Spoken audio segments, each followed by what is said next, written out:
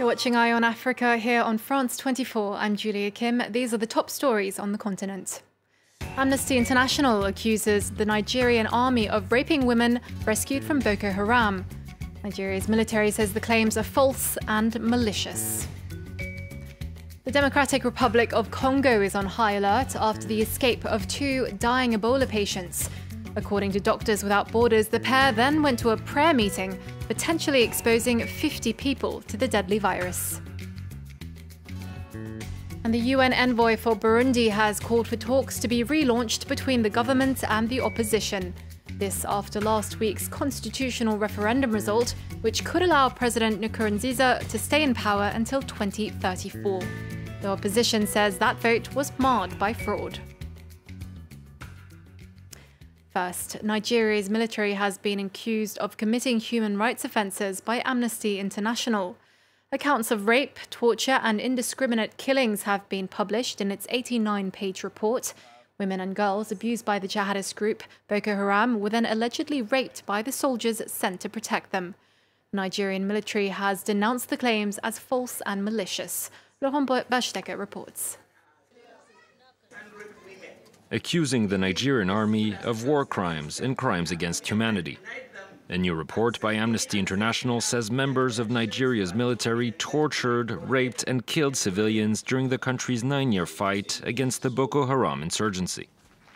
The military would find these women and girls with Boko Haram and they detain them, and when the women and girls would try and explain that they really hadn't been there by choice, they'd been abducted, the soldiers would beat them into silence. In a grueling 89-page report called "They Betrayed Us," Amnesty International describes how women who escaped or were rescued from Boko Haram were then further abused by the army. According to the report, many were forcibly separated from their families and taken to refugee camps, where several died due to lack of food and water. Many of those who survived say they were coerced into performing sexual acts with soldiers. You'll see a soldier with food in his hand and he'd say, "If you like me, take this food." They would say, "Come with us." And we would think of our children crying for food.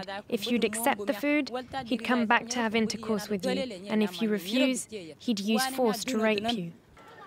The Nigerian army has denied the accusations, describing them as false and fictitious. And Nigeria's presidency also said the report lacked credibility. A panel which was set up last year to investigate similar allegations presented its findings to President Muhammadu Buhari in February 2018.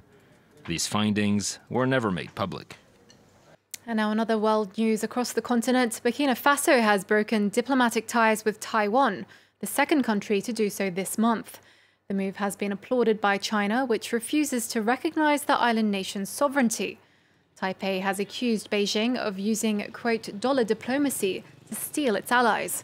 Last year, Burkina Faso reportedly rejected a $50 billion offer from China to establish relations. South Africa's President Cyril Ramaphosa has announced he will donate half his yearly salary to charity.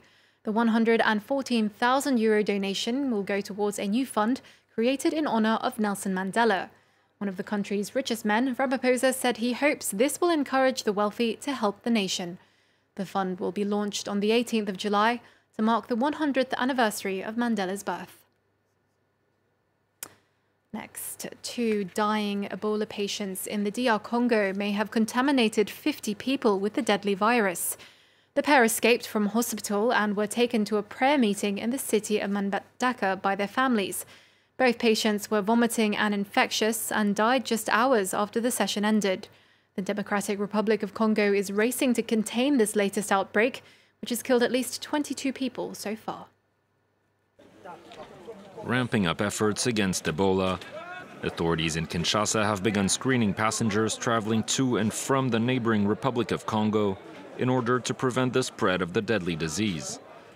International aid agencies, meanwhile, say the government can count on their support.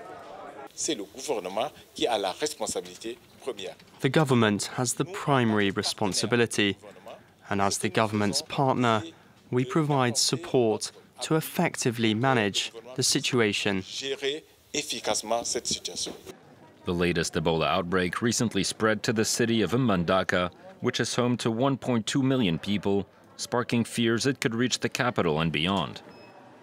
Authorities have launched a large-scale prevention campaign, also sending thermometers, soap and other sanitary equipment to dozens of schools in affected areas. But according to Doctors Without Borders, these efforts are being hampered by logistical problems. What we refer to as the pillars of global response are not all in place. This is due to logistical and coordination difficulties. DRC authorities began a targeted vaccination campaign this week, with which they hope to reach 10,000 people within a month. But the World Health Organization warned that the vaccine was not, quote, a silver bullet, despite being deemed highly effective. It encouraged populations to continue following sanitary protocol, like washing their hands and avoiding contact with the disease. The UN Special Envoy for Burundi has called for fresh dialogue between the government and the opposition at today's Security Council meeting. This after last week's constitutional referendum result, which could extend the rule of President Pierre Nkurunziza. Nkurunziza has been in power since 2005 and could stay on until 2034. While France and the US expressed concern at Burundi's political instability, other council members took a very different stance. Our correspondent in New York, Daniel Hoffman, told us more. This morning's session at the Security Council revealed a major split between the various members in the aftermath of the May 17 referendum in Burundi. On the one hand, you had a group of countries led by France and the US that was highly skeptical of the results of the ballots, where indeed more than 70% of the voters supported the constitutional reform, but multiple instances of harassment, of repression, and a general climate of violence were reported. These countries reiterated their support to the 2000 Arusha Agreement that notably cap the presidential terms in Burundi to 5 years instead of 7 years in the new constitution. On the other hand, you had a coalition led by Russia and China and backed by the African members of the Security Council that either warned against meddling in domestic affairs of Burundi or even denied that any violation to human rights had taken place before and during the referendum. That was more the position of China. So as you can see, real dissensions at the Security Council. A Western diplomat a few days ago told me that he thought that after this referendum, the chances of negotiation just got slimmer between the government and the opposition, and that he was very pessimistic for the future of the country. And finally, Tunisia's tourism industry is on the mend after being hit hard by 2015's jihadist attacks. Officials say revenues so far have jumped 30% due to a surge in arrivals from Russia and China. Hotspots like Djerba and Hammamet are said to be full already for the summer season. Georgina Robertson tells us more. Holidaymakers are coming back to Tunisia. With well over 2 million visitors already this year, the tourism minister says the industry is on the up. It's the year of real recovery. All the hotels are full in Djerba, Hammamet, Sousse, Media too. Jihadists attacked in 2015 at the National Bardo Museum and then at a beach resort in Sousse, which targeted tourists, killing 38. European countries advised against travelling to Tunisia. Having struggled to return to the figures it had seen before the Arab Spring 5 years earlier, tourism was hit once again. Algerians showed solidarity and they holidayed in Tunisia, but it wasn't enough and the sector suffered. It seems that recovery is being driven by a newly diversified market. In 2018, we'll receive more than 8 million people, with growth in the Russian and Chinese markets. And the traditional market is recovering and showing strong growth.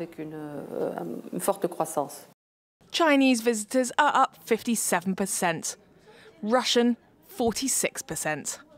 Now tourism revenues are up nearly a third year on year. The country still remains in a state of emergency, renewed in March this year for 7 months. But tour operators like Britain's Thomas Cook, who withdrew from Tunisia after the 2015 attacks, are back and have boosted Tunisian tourism. That's it from me. Thanks for watching. More world news headlines coming up next. Stay tuned.